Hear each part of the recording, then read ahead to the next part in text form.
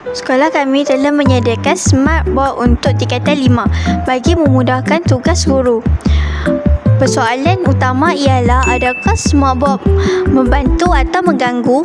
Adakah ia membolehkan murid untuk lebih fokus dalam pembelajaran? Bersama saya, wartawan Nur Patricia binti Zunazwan dari TV PSS Divine SMK Bukit Mentajam.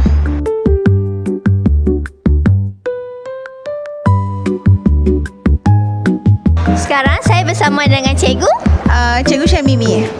Cikgu, saya nak tanya cikgu tentang smart board di sekolah. Pada pendapat cikgu, adakah ia membuat pelajar lebih aktif atau lebih pasif dalam pembelajaran? Okey, bagi pendapat cikgu tentang penggunaan smart board di dalam bilik darjah, ia merupakan salah satu kaedah ataupun metod yang boleh menarik dan merangsang minat pelajar untuk fokus di dalam kelas. Contohnya, permulaan pembelajaran dijadikan sebagai set induksi sebagai gambaran kepada pelajar sebelum PDBC dijalankan. Terima kasih cikgu. Sama-sama. Sekarang saya bersama dengan murid dari tingkatan 5 Sains. Saya Imba Selvan. Saya Ruben Nathan. Saya Axel Ho. Okey, adakah smart board meningkatkan pemahaman belajar? Ya, sebab boleh dapat maklumat yang tepat. Adakah anda pernah merasa terganggu apabila smart board digunakan? Tidak, kerana selepas dapat smartboard, guru-guru kelas kami ajar dengan lebih efisien dan maklumat yang mereka bagi sangat useful. So, saya kira sebagai smartboard ni sangat useful. Bagaimanakah perbandingan pelajaran anda ketika dalam kelas menggunakan smart board dengan kelas yang menggunakan papan putih tradisional?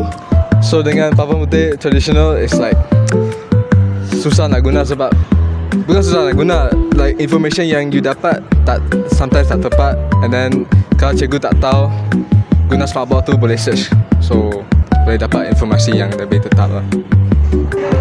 Sekarang saya bersama dengan cikgu. Madeline.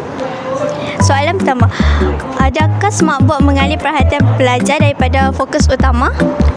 Baik, bagi soalan ini, bagi pendapat saya, penggunaan smart board tidak mengalihkan fokus utama pelajar.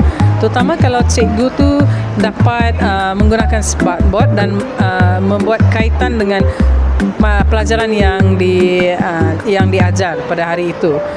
Sebagai contoh, ia memerlukan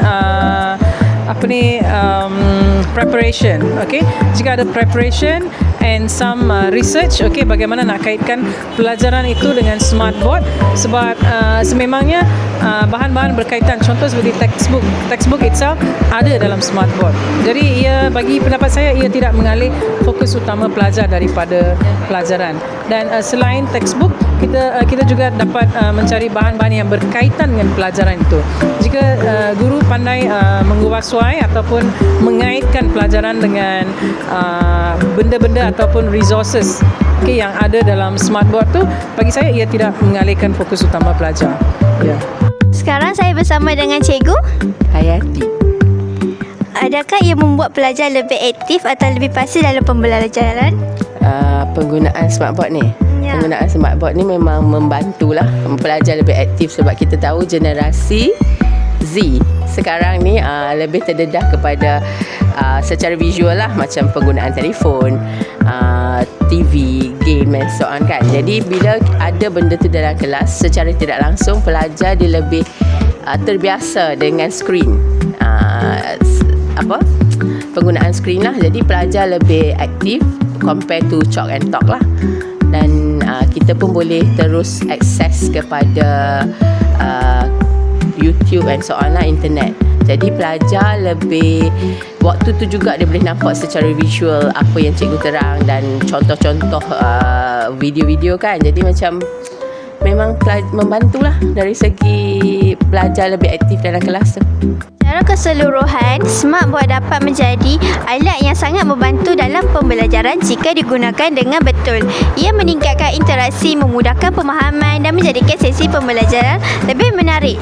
Oleh itu, smart board bukan sekadar teknologi tetapi satu peluang untuk menjadikan pendidik lebih inovatif dan efektif. Sekian daripada saya, Nur Patricia binti Zunazwan dari TV PSS Divine SMK Bukit Mentajam.